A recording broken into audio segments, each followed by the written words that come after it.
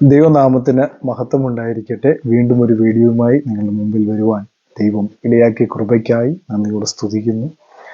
ഇന്ന് നമ്മൾ പ്രധാനമായും ചിന്തിക്കുന്നത്, കഴിഞ്ഞ ദിവസങ്ങളിൽ ബ്ലെസ്സിംഗ് ടുഡേയിലെ ഡാമിയൻ ബ്രദർ ഒരു വീഡിയോ ചെയ്യുകയുണ്ടായി. സ്വർണത്തെക്കുറിച്ചുള്ള ഒരു വീഡിയോ ആയിരുന്നു. കാരണം സ്വർണം ഉപയോഗിക്കുന്നതിനെ കുറിച്ചുള്ളതാണ്. അദ്ദേഹത്തിൻ്റെ അഭിപ്രായവും അദ്ദേഹത്തിൻ്റെ പ്രത്യാശയും അദ്ദേഹം പങ്കുവെച്ചു എന്നുള്ളതാണ് ആ വീഡിയോയിൽ വന്ന ഏറ്റവും വലിയ ഒരു കാണുവാനായിട്ട് കഴിഞ്ഞ ഒരു കാര്യം എന്ന് പറയുന്നത്. അപ്പോൾ അദ്ദേഹം പറഞ്ഞ ചില കാര്യങ്ങളിൽ വളരെയധികം തെറ്റുകളുണ്ട്, അല്ലെ? അദ്ദേഹം പറയുകയാണ് പിശാചിന്റെ ഡാഷ് എന്നൊക്കെ അദ്ദേഹം പറയുന്നുണ്ട്. അത് നമുക്കൊന്ന് കേട്ടിട്ട് വരാം. വീഡിയോ ഒന്ന് കണ്ടിട്ട് നമുക്ക് മടങ്ങി വരാം. ഇപ്പം ഇവിടെ ആഭരണം മഹാപാപമാണ്, ശാപമാണ്, അത് പിശാചിൻ്റെ ഡാഷാണെന്നൊക്കെ പറഞ്ഞ് നിങ്ങൾ ഈ സുവിശേഷമെല്ലാം നിർത്താമെങ്കിൽ കുറേ പേര് രക്ഷിക്കും. ക്ഷമാ സിസ്റ്റർ ഈ TV പ്രോഗ്രാമൊക്കെ തുടങ്ങിയ സമയത്ത് സ്ത്രീകളെല്ലാം ആഭരണം ഊരി മാറ്റുന്നു. അപ്പോഴത്തേക്കല്ല, എന്നേക്കുമായി ഊരി മാറ്റുന്നു. ചില ദേഷ്യപ്പെടുക, ഇയാൾ ദുരുപദേശം പഠിപ്പിക്കുക എന്നൊക്കെ പറഞ്ഞിട്ട് അപ്പം തന്നെ ക്ലോസ് ചെയ്ത് പോകരുത്. കാരണം മുഴുവൻ കേൾക്കണം. പിന്നെ കമൻ്റ് ഇടുന്നവരോട് എനിക്കൊരു റിക്വസ്റ്റ് ഉള്ളത്, നല്ല ഭാഷയിലൊക്കെ ഇടുന്നത് ക്രൂരമായിട്ടൊന്നും എഴുതരുത്. മറ്റുള്ളവരും വായിക്കുന്നതിന് എല്ലാവർക്കും ഇത് താങ്ങാൻ പറ്റില്ല. ഞങ്ങൾ പിന്നെ ഇത് കേൾക്കാൻ വേണ്ടി ജനിച്ചവരാണ്, സഹിച്ചോളാം. പക്ഷേ ഈ കമൻറ്റുകളെടുത്ത ആളുകൾ വായിക്കുന്ന സമയത്ത് വളരെ മോശമായ ഭാഷ, സഭ്യമല്ലാത്ത ഭാഷ, അങ്ങനെയൊന്നും ദയവായി ചെയ്യരുത്. ഒരൽപ്പം ദയവ് കാണിക്കണം. യൂട്യൂബിനെങ്കിലും ബഹുമാനിക്കണം. ഞങ്ങളെ ബഹുമാനിച്ചില്ലെങ്കിൽ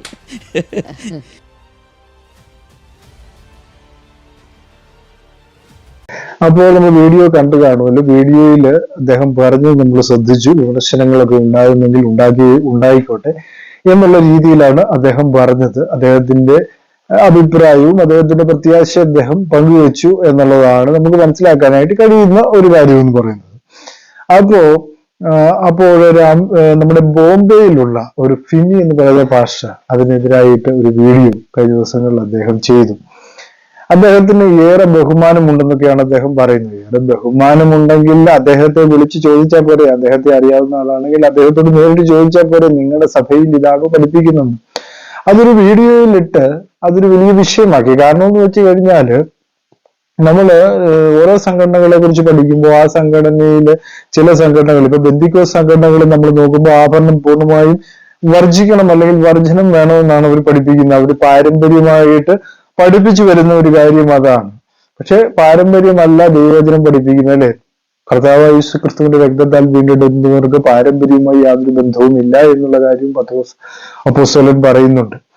അപ്പൊ അതവിടെ കിടക്കട്ടെ. ആ വിഷയം അവിടെ നിൽക്കുമ്പോൾ തന്നെ ഈ ഡാമിയന്റെ സഭകൾ, അല്ലെങ്കിൽ ഡാമിയൻ എന്ന് പറയുന്ന ഇൻഡിപെൻഡന്റ് സഭകളൊക്കെ അനുവർത്തിച്ചു വരുന്ന ഒരു കാര്യം എന്ന് പറയുന്നത്, അവർക്ക് ആഭരണം ധരിക്കാം, അതിനകത്ത് തെറ്റൊന്നുമില്ല. കർത്താവ് യേശു ക്രിസ്തുവിനാണ് കൂടുതൽ പ്രാധാന്യം കൊടുക്കുന്നത്. ആഭരണത്തെക്കാൾ പ്രാധാന്യം കൊടുക്കുന്നത് കർത്താവ് യേശു ക്രിസ്തുവിനാണ് എന്നുള്ളതാണ് അവരുടെ പഠിപ്പിക്കുന്നത് പറയുന്നത്. അവരങ്ങനെയാണ് പഠിപ്പിക്കുന്നത്.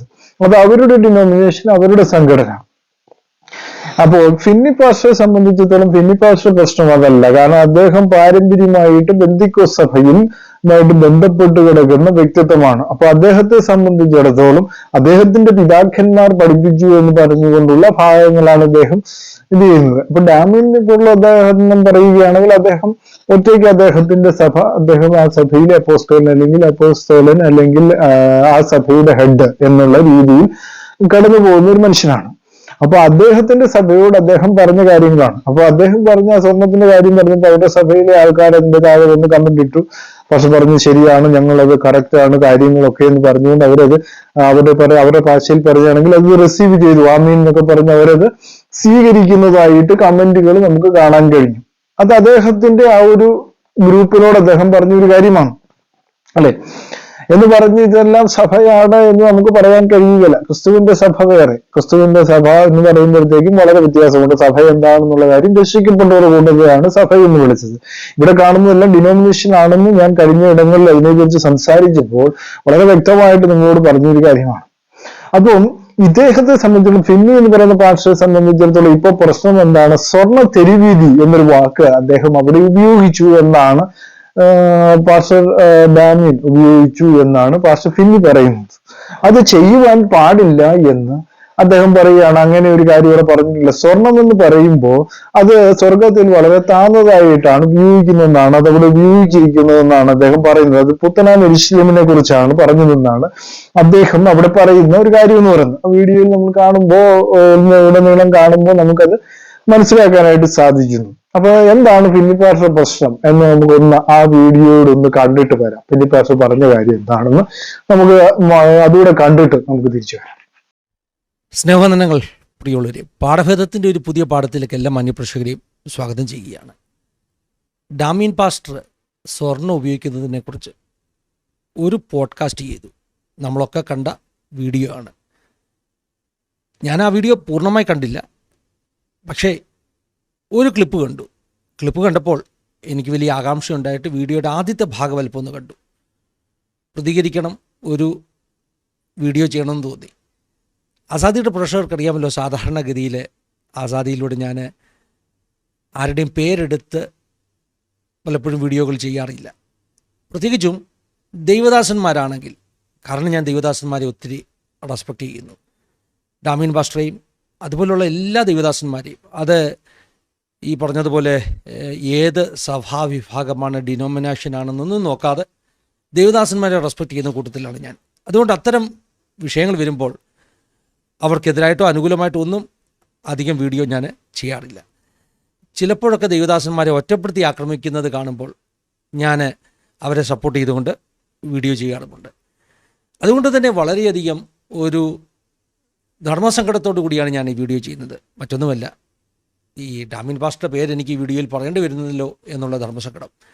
പക്ഷേ അത് പറയാൻ എനിക്ക് ധൈര്യം നൽകിയത് ഡാമിയൻ പാസ്റ്ററുടെ വീഡിയോയുടെ ഇൻട്രഡക്ഷൻ കണ്ടപ്പോൾ അദ്ദേഹം തന്നെ പറയുന്നു, വിവാദപരമാകുന്നൊരു വിഷയമാണല്ലോ അദ്ദേഹം കൈകാര്യം ചെയ്യുന്നത്. അതുകൊണ്ട് ഈ വിഷയത്തിൽ ആളുകൾക്ക് പല അഭിപ്രായമുണ്ട്, പ്രതികരണങ്ങൾ ഉണ്ടാകാൻ സാധ്യതയുണ്ടെന്നുള്ളൊരു എക്സ്പെക്റ്റേഷൻ തനിക്കുണ്ടെന്നുള്ളത് തൻ്റെ ആ വീഡിയോയുടെ ആരംഭ ഭാഗങ്ങൾ കണ്ടപ്പോൾ എനിക്ക് തോന്നി. അതുകൊണ്ട് തന്നെ അദ്ദേഹത്തിന് പ്രതീക്ഷ ഉള്ളതുകൊണ്ട്, ഇങ്ങനെ മറുപടികൾ വരുമെന്ന് പ്രതീക്ഷ ഉള്ളതുകൊണ്ട് ധൈര്യമായിട്ട് അദ്ദേഹത്തിൻ്റെ പേരെടുത്ത് പറയാം എന്ന ഒരു വിശ്വാസം കൊണ്ടാണ് ഞാൻ അദ്ദേഹത്തിൻ്റെ പേരെടുത്ത് പറഞ്ഞുകൊണ്ട് ഈ വീഡിയോ ചെയ്യുന്നത്. പ്രേക്ഷകരോട് പറയുകയാണ്, ഡാമിയൻ പാസ്റ്ററും ഷമർ സിസ്റ്ററും ആ ഒരു മിനിസ്ട്രിയും ചെയ്യുന്ന എല്ലാ ശുശ്രൂഷകളും ദൈവരാജ്യത്തിന് അനുഗ്രഹമാണ്. അത്തരത്തിലുള്ള ശുശ്രൂഷകൾ കേരളത്തിൻ്റെ വിവിധ ഭാഗത്തുണ്ട്. അവരൊക്കെ ചെയ്യുന്ന ശുശ്രൂഷകളെ നമുക്ക് കുറച്ച് കാണുവാൻ പാടില്ല. ഈ പറയുന്ന വീഡിയോയിലെ വാക്കുകൾ വ്യക്തിപരമായ ഡാമിയൻ പാസ്റ്റർക്കെതിരെയോ അദ്ദേഹം ചെയ്ത മിനിസ്ട്രിക്കെതിരെയോ അല്ല, അദ്ദേഹം പറഞ്ഞൊരു ആശയത്തിനെതിരായിട്ടുള്ളതാണെന്ന് എല്ലാവരും മനസ്സിലാക്കണം. അപ്പോൾ തന്നെ ഞാൻ ആമുഖമായി പറയുകയാണ്, ഇന്ന് ഈ വീഡിയോയ്ക്കകത്ത് ഞാൻ അദ്ദേഹം പറഞ്ഞ ഒരു സെൻറ്റൻസ് മാത്രമാണ് ഇന്ന് ഞാനൊന്ന് പരിശോധനയ്ക്ക് വിധേയമാക്കുന്നത്. ദൈവജനപ്രകാരം വളരെ തിരക്കുള്ള സമയങ്ങളായതുകൊണ്ടാണ് കേട്ടോ. ചിലരൊക്കെ എന്നോട് ചോദിച്ചു, ആസാദിയിലെ വിഷയദാരിദ്ര്യം കൊണ്ടാണോ പാഠഭേദം കൊണ്ടൊന്നും കാണാത്തത്? അങ്ങനെയല്ല കേട്ടോ, വിഷയങ്ങൾ കുമിഞ്ഞുകൂടുകയാണ്, പക്ഷേ സമയമില്ല. ഇപ്പോഴും മുൾമുനയിൽ നിന്നുകൊണ്ടാണ് ഞാൻ ഈ വീഡിയോ ചെയ്യുന്നത്. അടുത്ത ശനിയാഴ്ച ഈ പറഞ്ഞ ഡാമിയൻ പാസ്റ്ററുടെ വീഡിയോയ്ക്ക് ഒരു പൂർണ്ണമായ ആ വീഡിയോ ഒന്ന് ദൈവവചനം വെച്ചൊന്ന് ശോധന ചെയ്യുന്ന ഒരു വീഡിയോ ഞാൻ ചെയ്യുന്നുണ്ട്. പക്ഷേ ഇപ്പോൾ ആദ്യ വീഡിയോ എന്ന നിലയിൽ അദ്ദേഹം പറഞ്ഞ ഒറ്റ സ്റ്റേറ്റ്മെൻറ്റ്, എനിക്ക് കിട്ടിയൊരു ക്ലിപ്പ്, ഫേസ്ബുക്കിലൂടെ കിട്ടിയൊരു ക്ലിപ്പ്, ആ ക്ലിപ്പിൽ അദ്ദേഹം പറഞ്ഞ ഒരു തെറ്റൊന്ന് ചൂണ്ടിക്കാണിക്കുവാൻ വേണ്ടിയാണ് ഞാൻ ഇപ്പോൾ ഈ വീഡിയോ ഉപയോഗിക്കുന്നത്. ഞാൻ ആ ക്ലിപ്പിൽ കണ്ടത്, അദ്ദേഹം പറയുന്നു, സ്വർഗത്തിൽ ചെല്ലുമ്പോൾ യേശു മാർത്ത് പൊൻകച്ചയൊക്കെ അണിഞ്ഞു നിൽക്കുകയല്ലേ, നമുക്ക് യേശുവിനെ ഒന്ന് കെട്ടിപ്പിടിക്കാൻ ഓടി ചെല്ലുമ്പോൾ ഈ സ്വർണത്തെ എതിർക്കുന്നവർക്ക് യേശുവിനെ കെട്ടിപ്പിടിക്കാൻ കഴിയുമോ? ഇതാണ് ഒന്നാമത്തെ ചോദ്യം. ആ ക്ലിപ്പിൽ തന്നെ അദ്ദേഹം പറയുന്നു, അവിടെ സ്വർണ്ണ തെരുവുകളുണ്ട്, സ്വർഗത്തിൽ ചെല്ലുമ്പോൾ ഈ പാർട്ടികൾ സ്വർണ്ണ തെരുവുകളിലൂടെ നടക്കുമോ സ്വർണത്തെ എതിർക്കുന്നവർ? ഇവിടെ ഒരു ചെറിയ പ്രശ്നം, ഞാൻ കണ്ട പ്രശ്നം ഡാമിയൻ പാസ്റ്ററോട് അങ്ങ് പറയുകയാണ്. ഒന്നാമത്, സ്വർഗത്തിൽ സ്വർണ്ണ തെരുവുള്ളതെന്ന് വേദവസം മുഴുവൻ അരിച്ചു കൊടുക്കട്ടെ, എനിക്ക് കാണാൻ പറ്റിയില്ല സാറേ. സത്യം പറയുക, സ്വർഗത്തിൽ സ്വർണ്ണ തെരുവുണ്ടെന്ന് വേദപുസ്തകത്തിൽ ഒരു വാക്യം പോലുമില്ല. എനിക്കറിയാം നിങ്ങളൊക്കെ കണ്ണു തുറച്ച് എന്നെ നോക്കുന്നുണ്ടെന്നുള്ളത് സത്യമാണ് കേട്ടോ. ഡാമിയൻ പാസ്റ്റർ പറയുന്നുണ്ട്, വിവാദപരമായ വിഷയമാണെങ്കിലും സത്യം വെളിപ്പെടുത്തുവാനാണ് അദ്ദേഹം ഇത് ചെയ്യുന്നത്. അതിനെക്കുറിച്ചൊരു വാക്ക് പറയാം. ഈ സ്വർണത്തെക്കുറിച്ചുള്ള ബിബ്ലിക്കൽ ഡോക്ട്രിൻ, അതിനകത്ത് സത്യം വെളിപ്പെടുത്തുവാൻ ശ്രമിച്ചാൽ അബ്സല്യൂട്ട് ട്രൂത്ത് എന്ന് പറഞ്ഞൊരു ട്രൂത്ത് സ്വർണം ഉപയോഗിക്കുന്നതിനെക്കുറിച്ച് ആർക്കും കണ്ടെത്തുവാൻ കഴിയില്ല. ഇങ്ങനെ ഒരിക്കലും തീരാത്ത ഒരു ചർച്ചയായിട്ട് വിവാദമായിട്ട് നമുക്ക് മുന്നോട്ട് കൊണ്ടുപോകാമെന്നേ ഉള്ളൂ. എന്നാൽ ആബ്സ്ട്രാക്റ്റായിട്ടുള്ള ചിതറിക്കിടക്കുന്ന ഒത്തിരി വചനങ്ങളുണ്ട്. അവയെല്ലാം കൂട്ടിവെച്ച് പഠിച്ചാൽ വേദപുസ്തകത്തിൻ്റെ ലെറ്റർ അല്ല കേട്ടോ, സ്പിരിറ്റ്. ലെറ്ററും സ്പിരിറ്റും തമ്മിലുള്ള വ്യത്യാസം എന്താണെന്ന് ആളുകൾക്ക് അറിയാമെന്ന് എനിക്ക് തോന്നുന്നു. വേദപുസ്തകത്തിൻ്റെ ആത്മാവ് ലളിത ജീവിതത്തെക്കുറിച്ച് പറയുന്നതാണ്. വേദപുസ്തകത്തിൻ്റെ ആത്മാവ് സ്വർണം ഉപയോഗിക്കുന്നതിന്, അണിയുന്നതിന് എതിരാണെന്നുള്ളതിൽ യാതൊരു സംശയവുമില്ല. അപ്പോൾ വേദപുസ്തകത്തിൻ്റെ ലെറ്ററും സ്പിരിറ്റും മനസ്സിലാക്കി വ്യാഖ്യാനിച്ചാൽ അതവിടെ നിൽക്കട്ടെ. സ്വർഗത്തിൽ സ്വർണ്ണത്തെരുവ് ഉണ്ടോ? എനിക്കങ്ങനെ ഒരു വാക്യം വേദപുസ്തകത്തിൽ കണ്ടെത്തുവാൻ കഴിഞ്ഞിട്ടില്ല. പിന്നെ എവിടെ നിന്നാണ് ആ വാക്യം? വെളിപ്പാട് പുസ്തകം 21 അധ്യായത്തിൽ നിന്നാണ്.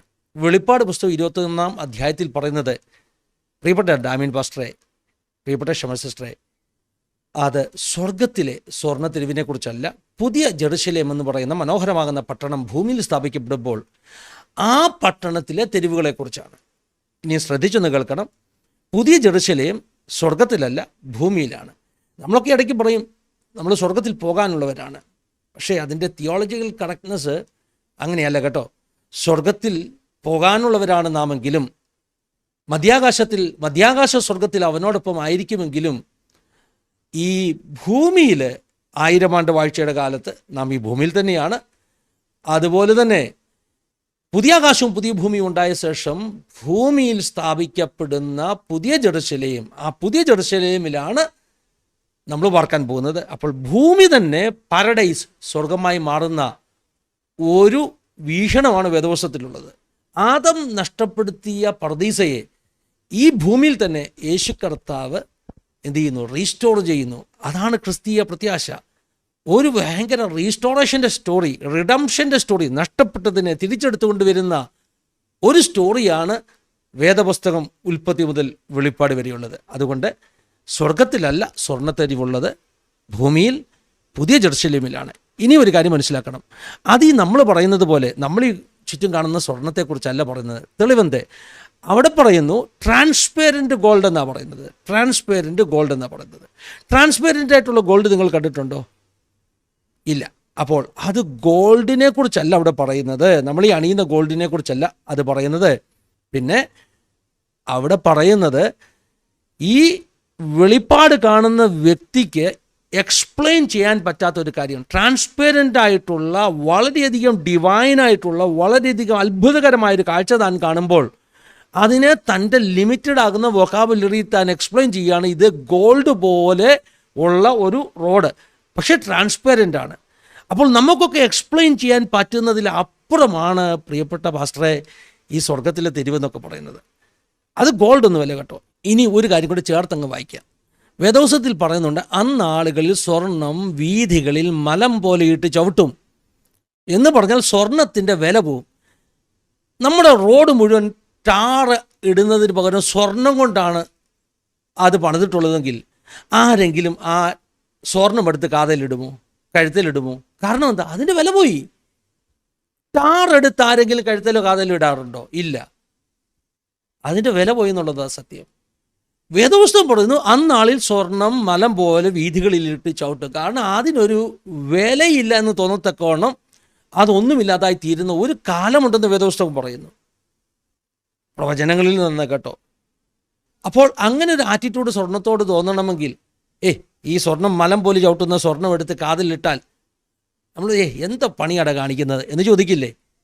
അപ്പോൾ ഡാമിൻ പാസ്റ്ററെ, നമ്മളൊക്കെ പ്രത്യാശ വെച്ചിരിക്കുന്ന ഒരു ഭാവി എന്ന് പറഞ്ഞാൽ സ്വർണ്ണം ഒന്നും അല്ലാതായി തീർന്ന് മലം പോലെ വീഥികളിൽ കിടക്കുന്ന, പോട്ടെ ഞാൻ ആ പദം മാറ്റിയിട്ട് സ്വർണ്ണ തെരുവിലൂടെ നടക്കുന്ന, ആ തെരുവിലൂടെ നടക്കുന്ന ഭക്തന് ഈ സ്വർണ്ണമൊന്നും വലിയ കാര്യമല്ലെന്നുള്ളതാണ് വേദപുസ്തകത്തിൻ്റെ ആത്മാവ് പഠിപ്പിക്കുന്നത്.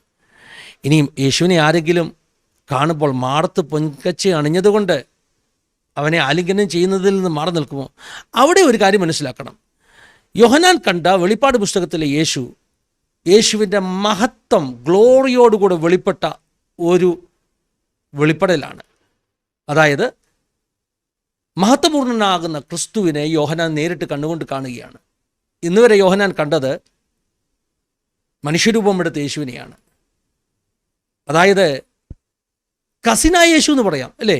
യോഹന്നാൻ്റെ യാക്കോബിൻ്റെയൊക്കെ അമ്മ വഴി കസിനായിരുന്നു യേശു. കസിനായ യേശു, മനുഷ്യരൂപത്തിൽ കണ്ട യേശു എന്ന ചിത്രത്തിൽ നിന്ന് മാറിയിട്ട് മഹത്വം വാരിയെടുത്ത യേശുവിനെയാണ് യോഹന്നാൻ കാണുന്നത്. മാറത്ത് പൊൻകച്ചി അണിഞ്ഞെന്നുള്ള ഭാഗം മാത്രം എടുത്താൽ പോരാ, അതിൻ്റെ ബാക്കിയൂടെ വായിക്കണം. വെള്ളോടിന് സദൃശമാകുന്ന പാദങ്ങളുള്ളവൻ, അവൻ്റെ വായിൽ നിന്ന് തീ വരികയാണ്, ദൈവവചനത്തിൻ്റെ തീ വന്നുകൊണ്ടിരിക്കുകയാണ്. ഈ കാഴ്ച കണ്ടിട്ട് യോഹന്നാൻ ഭയപ്പെട്ട് ബോധം പോയെന്നാണ് പറയുന്നത്. അപ്പോൾ അവിടെ യോഹന്നാൻ കാണുന്നത് ഗ്ലോറി വാരി ഉടുത്ത് നിൽക്കുന്ന യേശുവിനെയാണ്. അപ്പോൾ അവിടെ ഈ സ്വർണം കൊണ്ടുള്ള ഒരു സരപ്പള്ളി, അല്ലെങ്കിൽ എന്താ പറയുന്നത്, മാറത്ത് പൊൻകച്ച അണിഞ്ഞെന്നൊക്കെ പറയുമ്പോൾ അത് രൂപകാത്മകമായ അർത്ഥമാണ്. അതിൻ്റെ അർത്ഥം യേശു ഇങ്ങനെ സ്വർണ്ണ കസവുള്ള ഡ്രസ്സൊക്കെ ഇട്ടുകൊണ്ട് നടക്കുന്നതൊന്നുമല്ല. തങ്ക കിരീടം വെച്ചിരിക്കുന്നു എന്നൊക്കെ പറയുമ്പോൾ അത് അവൻ്റെ രാജ്യത്വത്തെ കാണിക്കുന്നതാണ്. സ്വർണം വേദപുസ്തകത്തിൽ റോയൽറ്റിയെ, രാജ്യത്വത്തെ കാണിക്കുന്ന ഒരു രൂപകാത്മകമാകുന്ന അനുഭവമാണ്. അപ്പോൾ ഈ രൂപകാത്മകം, മെറ്റഫോർ എന്ന് പറയും, മെറ്റഫോർസ് വ്യാഖ്യാനിക്കുമ്പോൾ വളരെ ശ്രദ്ധിക്കണം. സത്യത്തിൽ എനിക്ക് പലരുടെയും വ്യാഖ്യാനങ്ങൾ കാണുമ്പോൾ തോന്നുന്നത് എക്സജറ്റിക്കൽ റൂൾസ് മറന്നിട്ടുള്ള വ്യാഖ്യാനങ്ങൾ. എക്സജറ്റിക്കൽ റൂൾസ് ആൻഡ് ടൂൾസ് ഉണ്ട് കേട്ടോ വേദപുസ്തകം വ്യാഖ്യാനിക്കുമ്പോൾ. അതറിയാതെ വേദപുസ്തകം വ്യാഖ്യാനിച്ചാൽ ഇങ്ങനെയുള്ള പല ഈ ബാക്ക്ഗ്രൗണ്ട് അറിയാതെ, കോണ്ടെക്സ്റ്റ് അറിയാതെയുള്ള വ്യാഖ്യാനങ്ങളുണ്ടാകും. നമുക്കിഷ്ടമുള്ളതുപോലെ നമുക്ക് വേദപുസ്തകം വ്യാഖ്യാനിക്കാൻ ഒക്കത്തില്ല. ഞാൻ പറഞ്ഞു, സ്വർണ്ണത്തെരുവ് ഭൂമിയിലാണുള്ളത്, സ്വർഗത്തിലല്ല. അപ്പോൾ അത് സ്വർണവുമല്ല, സ്വർണം പോലെ എന്ന് രൂപകാത്മകമായി പറഞ്ഞിരിക്കുകയാണ്. രണ്ടാമത്, യേശു കർത്താവിൻ്റെ മഹത്വം കണ്ട യോഹന്നാൻ കാണുന്ന കാഴ്ച യോഹന്നാന് പോലും പിടിച്ചു നിൽക്കാനൊക്കാത്തത്ര ഭയങ്കരത്വത്തോടെ, മഹത്വത്തോടെ എഴുന്നള്ളിയ യേശുവിനെയാണ് യോഹന്നാൻ കണ്ടത്. സമയച്ചുരുക്കം കൊണ്ട് ഇവിടെ ഇപ്പോൾ ഇത് നിർത്തുകയാണ്. അപ്പോൾ ഡാമിൻ പാസ്റ്റർ പറഞ്ഞത്, ട്രൂത്ത് എന്ന പേരിൽ പറഞ്ഞത് ബിബ്ലിക്കലി കോണ്ടസ്റ്റിൽ നിന്ന് അടർത്തിയെടുത്ത വാക്കുകളാണ്. രൂപകാത്മകമായി എഴുതിയ വാക്കുകളെ ലിറ്ററലി വ്യാഖ്യാനിച്ചത് കൊണ്ടുള്ള തെറ്റാണ്. ലിറ്ററൽ വ്യാഖ്യാനവും അലഗോറിക്കൽ വ്യാഖ്യാനമൊക്കെ വ്യാഖ്യാനശാസ്ത്രത്തിലുള്ളതാണ്. പക്ഷേ അവിടെ പാലിക്കേണ്ട എക്സജറ്റിക്കൽ റൂൾസ് പാലിച്ചില്ല, ടൂൾസ് കറക്റ്റായിട്ട് ഉപയോഗിച്ചില്ല. ടൂൾസിനെ കുറിച്ച് പറയുമ്പോൾ ഉദാഹരണം ഞാൻ പറയാം. ഹോസ്പിറ്റലിൽ ഒരു പേഷ്യൻറ്റിനെ സർജറി ചെയ്യുമ്പോൾ ഉപയോഗിക്കുന്ന ടൂൾസ്, അതായത് കത്തി എന്ന് വേണമെങ്കിൽ നമുക്ക് വിളിക്കാം അല്ലേ, കത്തി ദേഹത്ത് വീഴാതെ എന്നൊക്കെ നമ്മൾ പ്രാർത്ഥിക്കാറില്ലേ. ആ കത്തി എങ്ങനെയുള്ള കത്തിയാണ്? നമ്മൾ ഈ അറവുശാലയിൽ ഉപയോഗിക്കുന്ന ബുച്ചേഴ്സ് നൈഫ്, അറവുകാരൻ്റെ കത്തി, അതും കത്തിയാണ് കേട്ടോ. പക്ഷേ അറവുകാരൻ അവൻ്റെ ബുച്ചർ ടേബിളിൽ ഉപയോഗിക്കുന്ന കത്തിയല്ല ഓപ്പറേഷൻ തിയേറ്ററിൽ ഉപയോഗിക്കുന്നത്. ടൂൾസ് ഉപയോഗിക്കുമ്പോൾ വളരെ ശ്രദ്ധിക്കണം. പ്രത്യേകിച്ചും വേദപുസ്തക വചനങ്ങളെ വ്യാഖ്യാനിക്കുമ്പോൾ ബുച്ചേഴ്സ് നൈഫ് ഉപയോഗിച്ച് നമുക്കിഷ്ടം പോലെ തലങ്ങും വിലങ്ങും വെട്ടി ആൾക്കാർക്ക് ഇഷ്ടത്തിന് വ്യാഖ്യാനിച്ചു കൊടുക്കരുത്. എക്സജറ്റിക്കൽ ടൂൾസ് ആൻഡ് റൂൾസ് കൃത്യമായി ഉപയോഗിച്ച് മാത്രമേ വേദപുസ്തകം വ്യാഖ്യാനിക്കാൻ പാടുള്ളൂ എന്ന ഒരു ഗുണപാഠം ഈ പാഠഭേദത്തിലൂടെ എല്ലാ പാസ്റ്റർമാരോടും എല്ലാ അച്ഛന്മാരോടും ഉപദേശിമാരോടും അങ്ങ് പറയുകയാണ്. ദൈവം എല്ലാവരും സഹായിക്കട്ടെ, അനുഗ്രഹിക്കട്ടെ. അടുത്ത വീഡിയോ ശനിയാഴ്ച വരുന്നുണ്ട്. പാസ്റ്ററെ ക്ഷമിക്കണം, 1.25 മണിക്കൂറോളം വീഡിയോ ഉണ്ട്. അത്രയും കാണാനുള്ള സമയം എനിക്ക് ഇപ്പോൾ ഇല്ലാതെ പോകുന്നു. ആസാദിയുടെ ഒത്തിരി പ്രോഗ്രാം മുടങ്ങി, നിങ്ങൾ കണ്ടിട്ടുണ്ടായിരിക്കുക. ആ മുടങ്ങുന്നതിൻ്റെ കാരണമൊക്കെ ഈ ഒരു മാസം എനിക്കും എൻ്റെ കുടുംബത്തിനും ഞങ്ങൾ ഏതൊക്കെ വിധത്തിലാണ് തിരക്കായത്, ഞങ്ങൾക്ക് എന്ത് സംഭവിച്ചെന്നുള്ളത് ഞങ്ങളൊരു ഫാമിലി ടൈമിൽ പറയുന്നുണ്ട്. അതുവരെയും എല്ലാവർക്കും നല്ല അനുഗ്രഹങ്ങൾ ദൈവം നൽകട്ടെ. God bless you all. Have A wonderful time.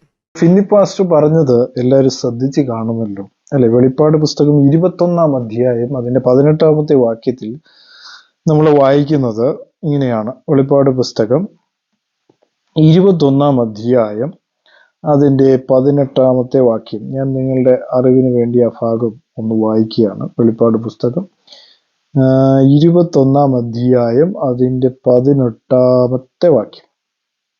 അവിടെ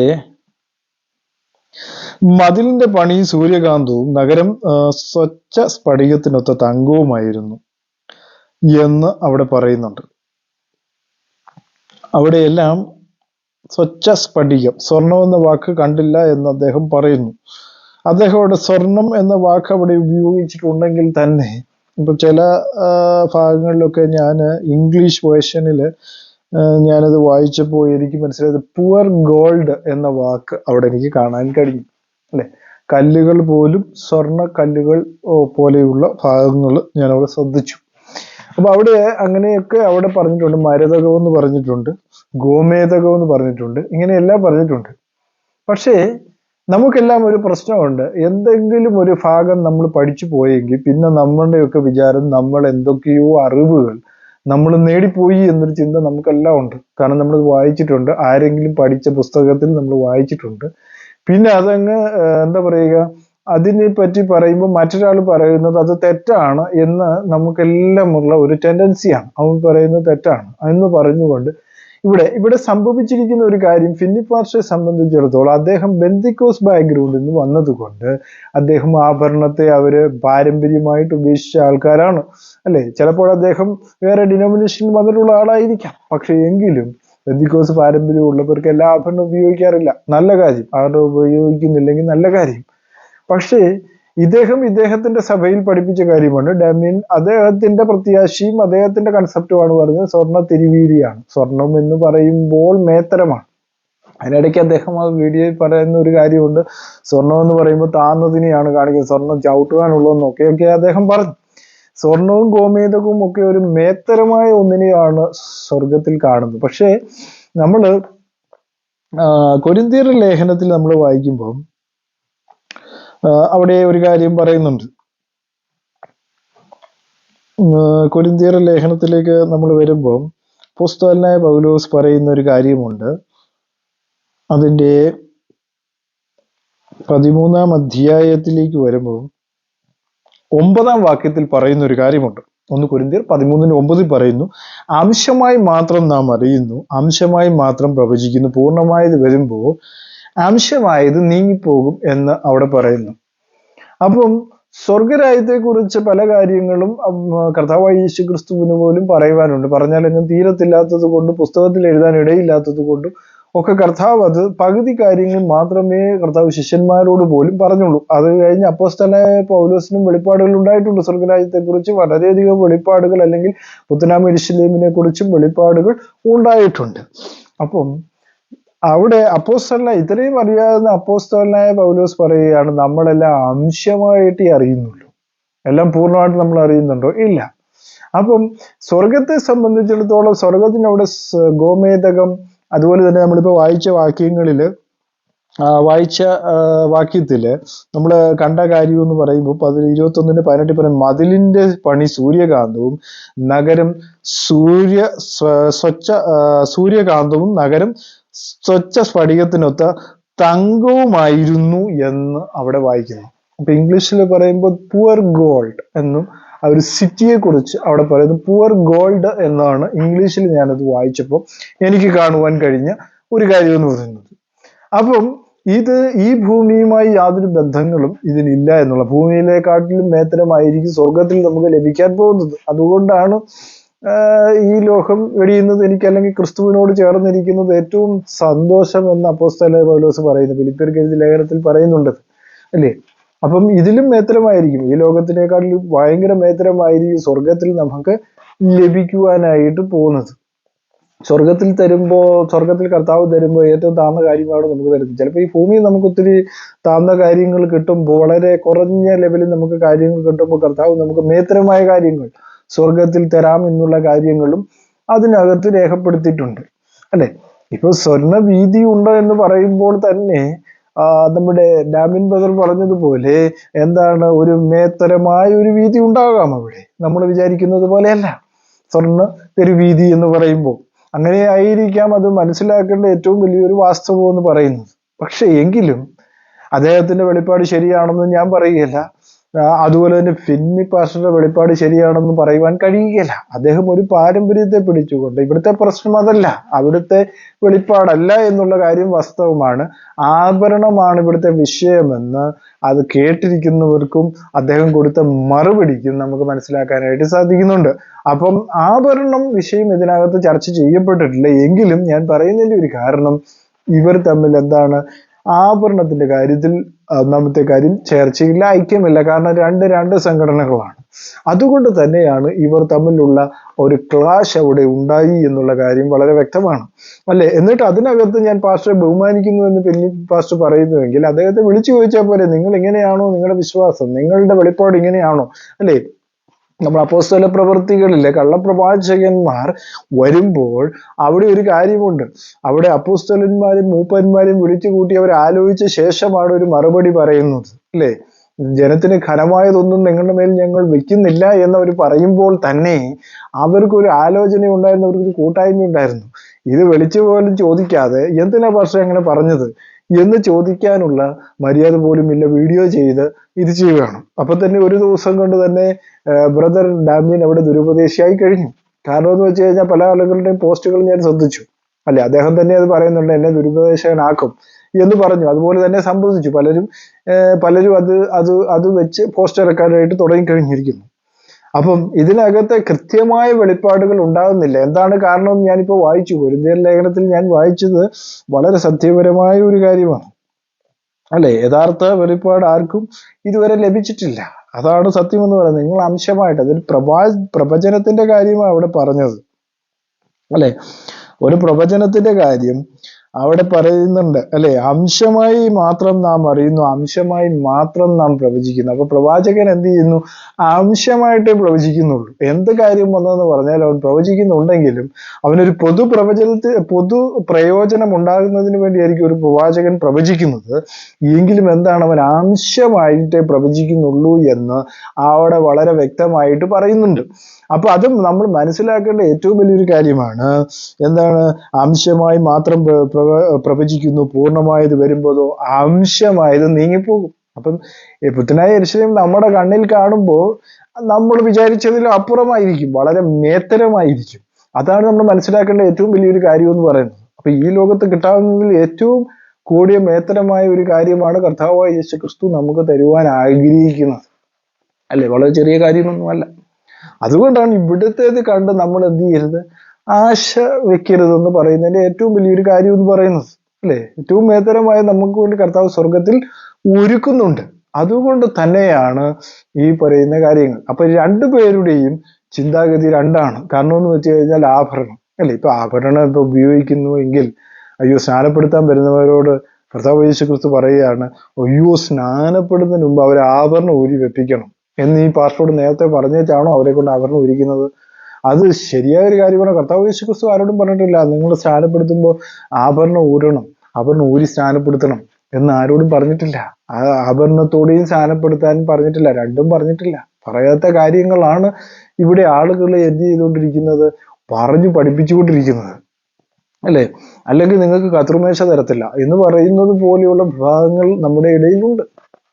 അത് നമ്മളുടെ കുഴപ്പമല്ല, വ്യക്തമായ വെളിപ്പാട് ദൈവവചനവുമായിട്ടില്ലാത്തത് കൊണ്ടാണ് ഈ വക കാര്യങ്ങൾ ഉണ്ടാകുന്നത്, അല്ലെ? ഞാൻ ഇൻഡിപെൻഡന്റ് സഭയോട് ചോദിച്ചപ്പോൾ അവര് പറഞ്ഞ എന്താണ്, ആഭരണത്തിൽ ഭ്രമം വെക്കരുത്, കാരണം കർത്താവ് യേശു ക്രിസ്തുവിനാണ് പ്രാധാന്യം കൊടുക്കേണ്ടത്, അല്ലെ? മുഖ്യ സ്ഥാനം കർത്താവ് യേശു ക്രിസ്തുവിനാണ് പ്രാധാന്യം കൊടുക്കേണ്ടത്, അല്ലെ? അല്ലാതെ ആഭരണങ്ങൾക്കല്ല. ആഭരണം ഇടുന്നതോ ആഭരണം ഇടണ്ടെന്നോ ഒന്നും ആരോടും പറഞ്ഞിട്ടില്ല. അത് ശരിയായ പഠനക്കുറവുണ്ട്, അതുപോലെ തന്നെ ശരിയായ വെളിപ്പാടുകൾ ഈ പറയുന്നവർക്കൊന്നും കിട്ടുന്നില്ല എന്നുള്ളതാണ് സത്യമായ കാര്യം എന്ന് പറയുന്നത്, അല്ലേ? അല്ലേ? കർത്താവ് അതുകൊണ്ട് ആരെയും പരിശുദ്ധാത്മാവിനെ കൊടുക്കത്തില്ല എന്ന് ആരോടെങ്കിലും പറഞ്ഞിട്ടുണ്ടോ? സ്നാനപ്പെടുമ്പോൾ അയ്യോ ആഭരണം ഉണ്ട് അതുകൊണ്ട് പരിശുദ്ധാത്മാവിനെ ഞാൻ കൊടുക്കത്തില്ല എന്ന് കർത്താവ് ആരോടും പറയാൻ പോകുന്നില്ല. കാരണം അങ്ങനെയൊന്നും പറയുന്നതല്ല നമ്മുടെ കർത്താവ്, അങ്ങനെ പറയത്തുമില്ല. പിന്നെ എന്തിനാണ് ഇവർ ഈ ആഭരണം നിരാകരിക്കുന്നത്? അതിനുള്ള കാരണങ്ങൾ പല ദൈവദാസന്മാരും പറഞ്ഞു ഞാൻ കേട്ടിട്ടുണ്ട്. പക്ഷെ എങ്കിലും അതൊന്നും വ്യക്തമായ കാരണങ്ങളല്ല. വ്യക്തമായ കാരണം എന്താണ് എന്ന് ചോദിച്ചു കഴിഞ്ഞാൽ ഏറ്റവും മേന്മയേറിയത് സ്വർഗത്തിലുണ്ട് എന്നുള്ളത് കൊണ്ടാണ് ഞാൻ ഈ ലോകത്തിലുള്ളതിനെയെല്ലാം വിട്ടുകളയുന്നത്. അതാണ് എനിക്ക് വേണ്ട, അത് എനിക്കുണ്ടാകേണ്ട പ്രത്യാശയാണ്. ഞാനത് മറ്റൊരാൾക്ക് കൊടുക്കുകയല്ല, മറ്റൊരാൾക്ക് അത് മനസ്സിൽ ഉണ്ടാകേണ്ട കാര്യമാണ്, അല്ലേ? മറ്റൊരാൾക്ക് അത് ഉണ്ടാകേണ്ട കാര്യമാണ്, മറ്റൊരാൾക്ക് അത് ഉണ്ടാകത്തില്ല, അല്ലേ? അപ്പൊ അദ്ദേഹം ഡാമിൻ പറഞ്ഞത് അദ്ദേഹത്തിന്റെ, അല്ലെങ്കിൽ പാസ്റ്റർ ഡാമിൻ പറഞ്ഞ കാര്യം എന്ന് പറയുന്നത് അദ്ദേഹത്തിന്റെ ഡെനോമിനേഷന്റെ കാര്യമാണ്. അദ്ദേഹം പ്രത്യാശ വച്ചിരിക്കുന്ന ആ ഒരു കാര്യത്തിന് വേണ്ടി അദ്ദേഹം പറയുന്നു. അപ്പൊ ബെന്നി ബദർ ഇതിനിടയിൽ ഈ ആഭരണ വിഷയത്തിന് വേണ്ടിയാണ് ഇദ്ദേഹം സപ്പോർട്ട് ചെയ്യുന്നുള്ള കാര്യം 100% ഉറപ്പാണ് എന്നുള്ള കാര്യം ഈ വീഡിയോയിലൂടെ എല്ലാവർക്കും മനസ്സിലായി കാണുമെന്ന് കരുതുന്നു. എല്ലാവരെയും ദൈവം ധാരാളമായി അനുഗ്രഹിക്കട്ടെ. ഈ വീഡിയോകൾ നിങ്ങൾക്ക് ഇഷ്ടപ്പെടുന്നുവെങ്കിൽ ഇത് ലൈക്ക് ചെയ്യുക, സബ്സ്ക്രൈബ് ചെയ്യുക. God bless you.